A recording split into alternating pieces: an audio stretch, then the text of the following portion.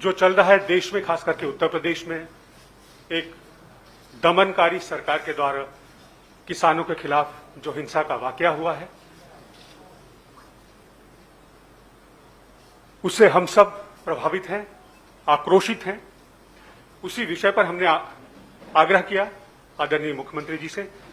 आप विशेष ऑब्जर्वर भी हैं उत्तर प्रदेश के, इनको जाना था, तो हमने इनसे आग्रह किया वो आए और आपको संबोधित करें। बिना समय गंवाए मैं उनसे आग्रह करूंगा आपसे बात करें। आज के पत्रकार वार्ता में मेरे साथ राष्ट्रीय प्रवक्ता गौरव वल्लभ जी, प्रणव झा जी, संजीव सिंह जी उपस्थित हैं। मैं सभी पत्रकार साथियों का स्वागत करता हूं, अभिनंदन करता हूं। कल लखीमपुर की जो घटना है उससे पूरा देश आंदोलित है। जो घटना घटी, सबने मीडिया के माध्यम से देखा कि किस प्रकार से किसानों के साथ बर्बरता की गई, गोलियां चलाई गई, गाड़ियां जलाई गई और गाड़ी चढ़ा दी गई। दरअसल में ये भारतीय जनता पार्टी की सोच रही है।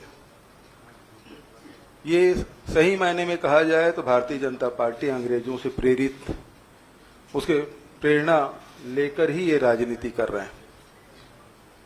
आपको स्मरण होगा कि 1917 में गांधी जी ठेका खेती के विरोध करने जो चंपारण गए थे। 1919 के जलियांवाला बाग को कोई भूला नहीं। 1921 में शांतिगंज में वहां भी अंग्रेजों ने गोलियां चलाई थी, जिसका विरोध नेहरू जी करने गए थे रायबरेली। आदरणीय साथियों, ये जो आंदोलन है वो 3 काले कानून जो बनाए गए उसके विरोध में पूरे पंजाब, हरियाणा, उत्तर प्रदेश, राजस्थान, अन्य प्रदेशों में इसका विस्तार हुआ। ये 3 काले कानून के खिलाफ में विभिन्न राज्यों ने विधानसभा में भी प्रस्ताव पारित किया, जिसमें पंजाब, राजस्थान, छत्तीसगढ़, पश्चिम बंगाल और तमिलनाडु जैसे राज्यों में इसके खिलाफ में प्रस्ताव पारित किए गए।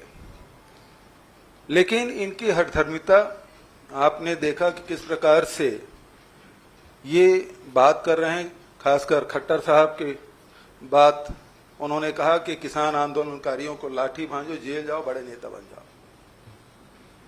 लखीमपुर में जो केंद्रीय गृह राज्य मंत्री हैं, उन्होंने कहा सुधर जाओ नहीं तो हम सुधार देंगे। फिर आप भारतीय जनता पार्टी के जो ऑफिशियल पोस्ट है उसमें हमारे जो किसान नेता हैं राकेश टिकैत जी, उसको किस प्रकार के किस भाषा से का प्रयोग किया गया सभी जानते हैं। और लखीमपुर की घटना से ये बात तय हो गया है कि भारतीय जनता पार्टी को किसान बिल्कुल पसंद नहीं है। वो दबा देना चाहते हैं, कुचल देना चाहते हैं, रौंद देना चाहते हैं, विरोध के स्वर को कतई पसंद नहीं करते। ये एक तानाशाही रवैया, और इसके विरोध में कल जब घटना घटी तो हमारे राष्ट्रीय महामंत्री और यूपी के प्रभारी आदरणीय प्रियंका गांधी जी वहां लखनऊ से सड़क मार्ग से जा रही थी। सीतापुर में उसे रोका गया, बिना वारंट के रोका गया और उसे वहां डिटेन किया गया और उनके साथ दुर्व्यवहार भी किया गया। उसी प्रकार से जब ये घटना घटी तो मुझे भी, क्योंकि ऑब्जर्वर हूं, मुझे आईसीसी से निर्देश हुआ कि मैं उत्तर प्रदेश जाऊं और वहां लखनऊ के लिए मैंने जाने की व्यवस्था की। तो मुझे भी लखनऊ उतरने नहीं दिया गया। सारे विपक्षी नेताओं को या तो गिरफ्तार कर लिया गया है या घर में नजरबंद कर लिया गया। हर किसी को लखीमपुर जाने से रोका जा रहा है। सवाल ये उठता है, क्या उत्तर प्रदेश में आम नागरिक के अधिकार छीन लिए गए हैं? क्या उत्तर प्रदेश जाने के लिए पासपोर्ट और वीजा की जरूरत है? इस प्रकार की घटनाएं घटती है तो राजनीतिक दल के लोग, सामाजिक संगठन के लोग, विभिन्न संगठन के लोग जाते हैं, उस घटना के बारे में जानकारी लेते हैं और उनके न्याय की बात करते हैं। लेकिन लखीमपुर जाने ही नहीं दिया जा रहा है, न प्रियंका जी को जाने दिया जा रहा है, न राजनीतिक दल के लोगों को जाने दिया जा रहा है। हम लोगों को भी, पंजाब के उप मुख्यमंत्री जी भी जाना चाहते थे, उनको भी वहां लखनऊ में प्लेन उतरने के लिए मना कर दिया गया। तो ये स्थिति ये बताता है कि किसानों के खिलाफ किस कदर भारतीय जनता पार्टी किसानों के खिलाफ है और वो किसी भी विरोध को बर्दाश्त नहीं करना चाहते। ये अंग्रेजों के रास्ते पे चलने वाले लोग अब कृषि कानून में जो लाए हैं वो पूरे ठेके में देकर पूरे हिंदुस्तान के किसानों को वो लूटना चाहते हैं और उसे दबाने के लिए किसी स्तर पे जा सकते हैं, जिसका एक उदाहरण लखीमपुर का है। और हमारी मांग है कि सबसे पहले जो गृह मंत्री है उसे बर्खास्त किया जाए और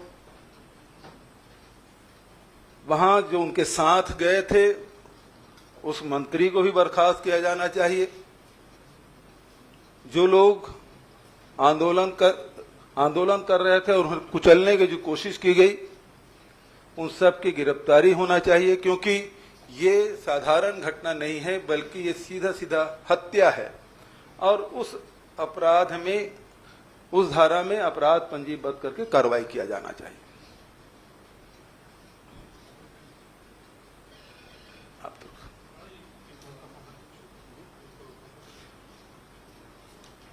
कंपनसेशन 1 करोड़ होना चाहिए।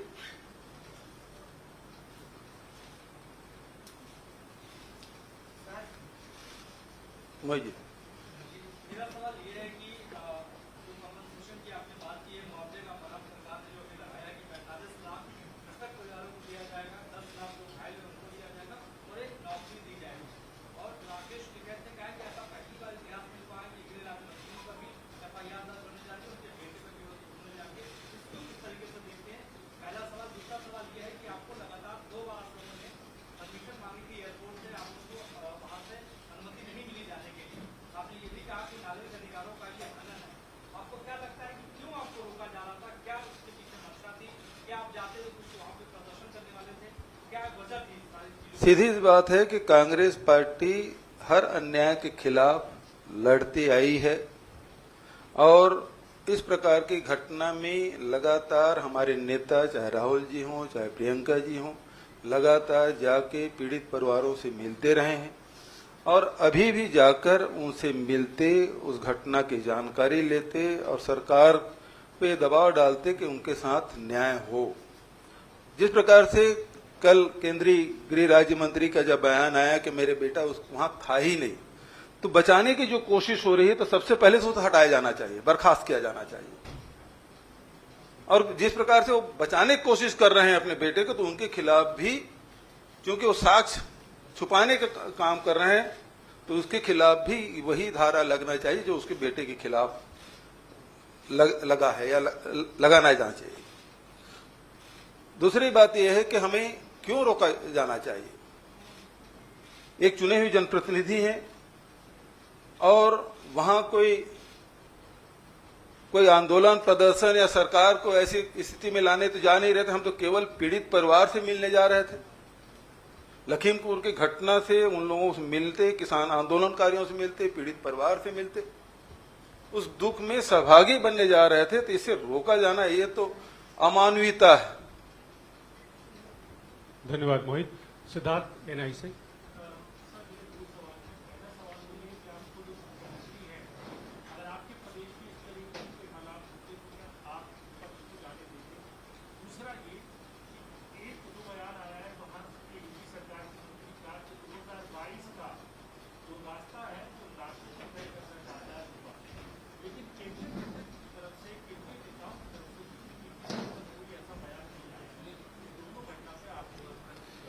देखिए, छत्तीसगढ़ में अभी कुछ दिनों पहले सीलगेर में घटना घटी थी, पुलिस फायरिंग में। वहां नक्सल जो आंदोलनकारी थे उनके बीच में नक्सली क्षेत्र में इस प्रकार की घटना घटी थी, 3 लोगों की मौत हुई थी। विपक्ष जाना चाहा, पत्रकार जाना चाहते थे और सामाजिक संगठन वहां जाना चाहते, सबको जाने दिया। भारतीय जनता पार्टी की डेलीगेशन गए और सिलगेर तक के वो नहीं गए, हम तो सिलगेर उसको ले जाना चाहते थे, वो तर्रेम से ही लौट के आ गए। हमने किसी को नहीं रोका, बल्कि सत्ताधारी दल के सांसद के नेतृत्व में 8 विधायक घटनाक्रम की जानकारी देने, वहां लोगों से मिलने, हमारे दल के लोग गए थे वहां और मिल के आए।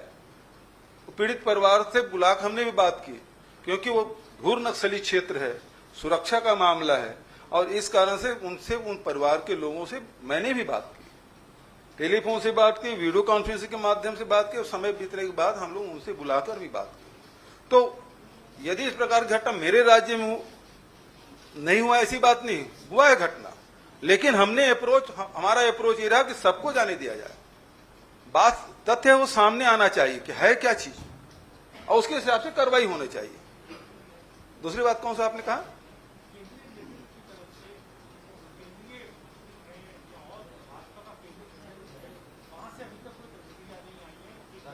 बिल्कुल सही बात है। जब इतनी बड़ी घटना घट गई, प्रधानमंत्री की तरफ से न कोई ट्वीट आया है, न ही भारतीय जनता पार्टी जो सत्ताधारी दल के उनके द्वारा से कोई वक्तव्य आया है, बल्कि हमारी तो मांग है उस मंत्री को तत्काल बर्खास्त किया जाना चाहिए।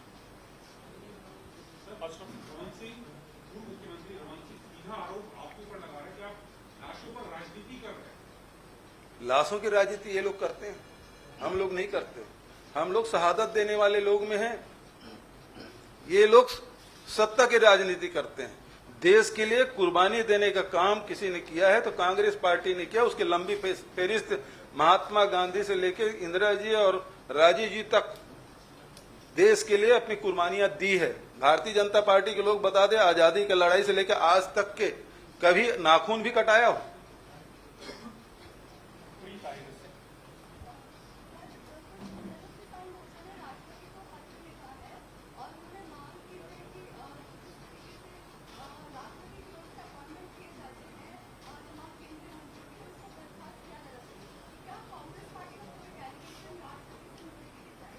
अब ये तो AICC तय करेंगे मैडम, लेकिन हम तो इस मंच के माध्यम से सीधा प्रधानमंत्री से यही करें कि ऐसे मंत्री जो ये कहते हैं कि आप सुधर जाओ नहीं ठीक करवा दूंगा, ऐसी भाषा बोलने वाले व्यक्ति केंद्रीय मंत्रिमंडल में हो, इससे ज्यादा शर्मनाक बात मोदी सरकार के लिए क्या हो सकता है?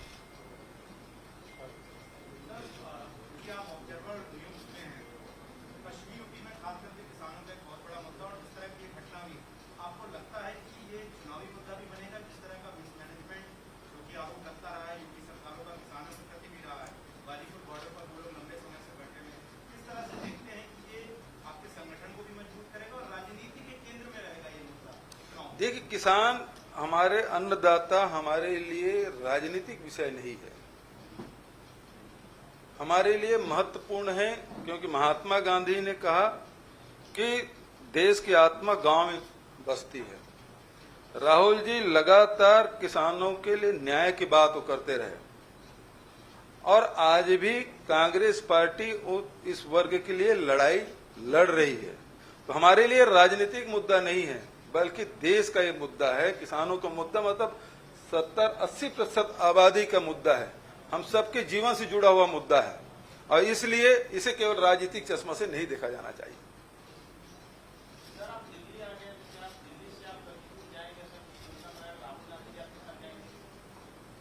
मैं तो वहां जाना चाहता था लखीमपुर, मुझे उतरने नहीं दिया गया। मैं अब भी कोशिश करूंगा कि मुझे लखीमपुर जाने दिया जाए।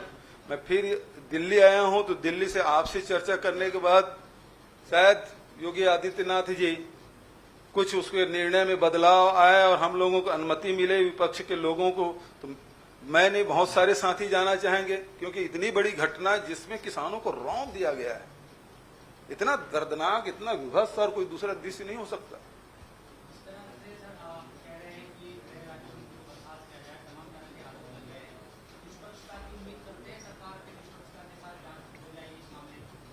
जिस प्रकार से मौन साधे हैं राज्य सरकार, जिस प्रकार से मौन साधे सत्ता पक्ष के लोग, उससे तो लगता नहीं कि निष्पक्ष होगा।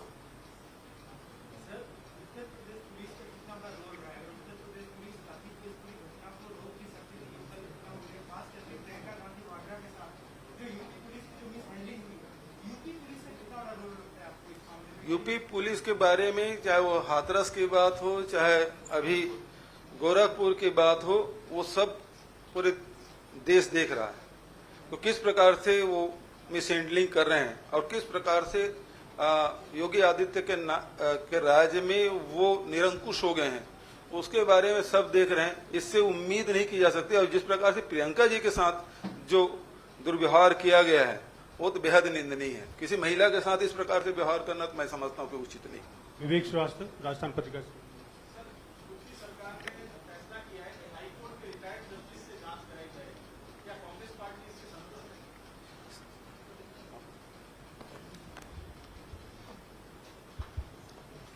जी, कल इस बारे में हमने हमारी स्थिति स्पष्ट कर दी थी।